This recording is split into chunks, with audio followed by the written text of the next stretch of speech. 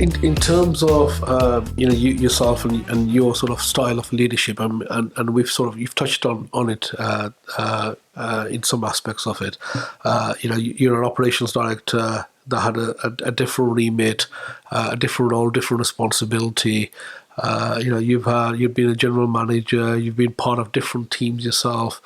How have you changed in terms of your leadership style, your approach as a leader in your own organisation, and also you're a leader within our sector as well. Within the skills apprenticeship sector, you're an individual that is a thought leader, influencer. You're very open with your views, and you're very sharing and caring, and you can tell, when somebody actually cares, because it comes from within.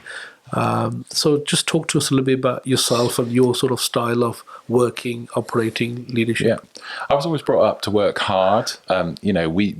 Pocket money just wasn't given to us. We had to work hard. So on the farm that Dad worked on, we had to go out and work, and that was always installed into me. You need to work. You need to go and make a difference, and that was always key for me.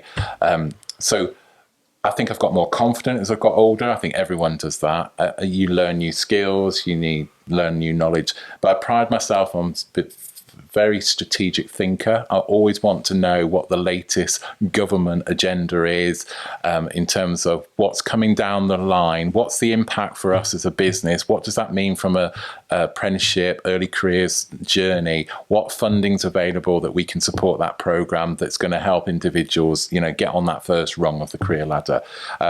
And I pride myself in that. So I'm very strategic. And then I sort of communicate that to our teams when we have a team meeting or one-to-ones and say, look, what do we need to do as a team? What needs to change to make this impact? And that gets motivation. It gives them empowerment. And then we can make change. And I think that's why we've been so successful in terms of where we started with Compass to where we are now. And there's still a long journey to go. We're not perfect, but we're on that journey. And I think as things change, as government's clearly going to change, we've got to be ready for that. And I think that's really important to me.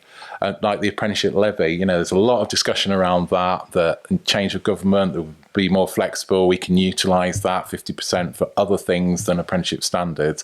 That's got to happen. We as the employer are that voice, that we know what we want. We know that we've got these great programs, but let us be more flexible to add that value with using our levy. I think it's key. Canny Conversation Podcast Series 5 by Safaraz Ali.